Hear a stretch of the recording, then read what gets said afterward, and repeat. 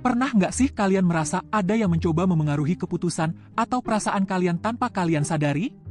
Atau, ada yang bikin kalian setuju sama sesuatu yang sebenarnya kalian nggak mau lakukan? Kalau iya, bisa jadi itu adalah manipulasi. Tapi, gimana sih cara manipulasi itu bekerja? Dan kenapa bisa begitu efektif? Yuk, kita bahas.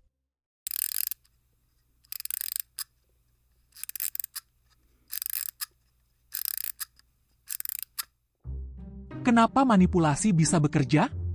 Ternyata, manipulasi itu nggak semudah yang kelihatannya loh. Kebanyakan orang secara alami cenderung menolak kalau diminta sesuatu oleh orang yang mereka nggak kenal atau nggak percaya. Tapi, kalau yang meminta adalah seseorang yang mereka percaya, peluang untuk bilang iya jadi lebih besar. Bayangkan deh, kalian jalan di mall terus ada orang asing tiba-tiba nawarin sesuatu. Pasti bawaannya mau nolak kan? Rasanya kayak, ini siapa sih? Bisa dipercaya nggak ya? Nah, itulah kenapa manipulasi butuh pendekatan.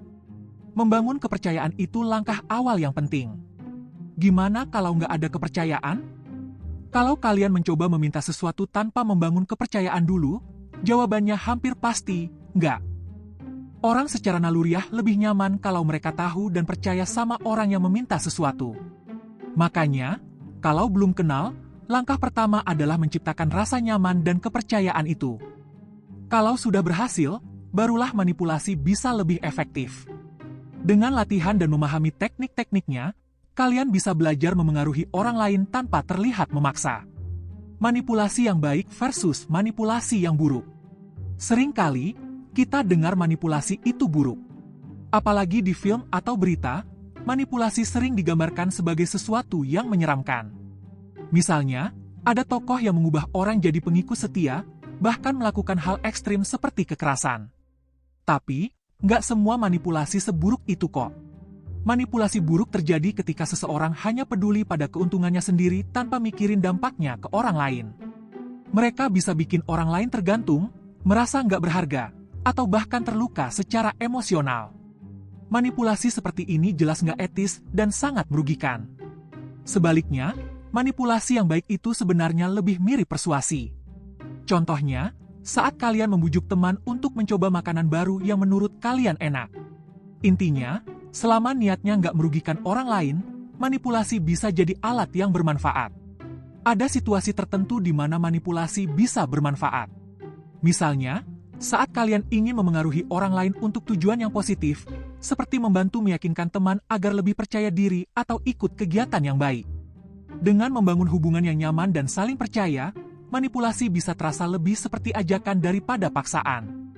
Tapi, jangan lupa ya, ada kalanya manipulasi sebaiknya dihindari. Kalau orang yang kalian coba pengaruhi sudah jelas-jelas menolak, memaksa mereka hanya akan memperburuk keadaan. Manipulasi yang dilakukan dengan cara kasar atau memaksa akan lebih banyak merugikan daripada membantu. Sebagai orang yang cerdas, kita harus tahu batasannya. Jangan sampai manipulasi yang kita gunakan malah menyakiti orang lain, baik secara fisik maupun emosional. Kalau mereka bilang tidak, hormati keputusan itu. Manipulasi itu seperti pisau, bisa berguna kalau digunakan dengan benar, tapi berbahaya kalau disalahgunakan.